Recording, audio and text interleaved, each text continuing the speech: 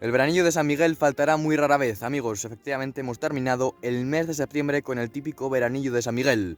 Ahora toca por delante el mes de octubre, un mes de octubre que empieza con una primera semana que, como especificamos en el artículo de noticias, llega con tormentas y tormentas incluso fuertes en áreas del centro, por ejemplo. Pero bueno, para ello pueden ver más información porque efectivamente una borrasca o varios frentes, mejor dicho, que permiten un cierto descenso de las temperaturas, aunque en general una semana agradable, y eso sí, tormentas que pueden ver más información en el artículo de noticias. Pero es que claro, aquí también vamos a hablar de un pequeño avance, aunque también hablamos de ello no en el artículo de noticias, que siempre lo decimos, que pueden ver más información que tal, pero es que ahora a muchos les preocupa el puente del Pilar. ¿Lloverá, no lloverá?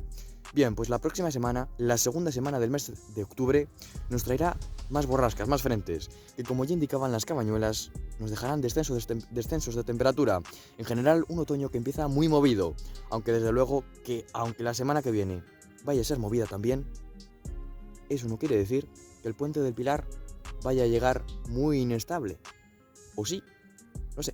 Pueden ver las primeras tendencias, los primeros avances, intentando detallar más sobre el puente del Pilar en el artículo de noticias. Yo me despido.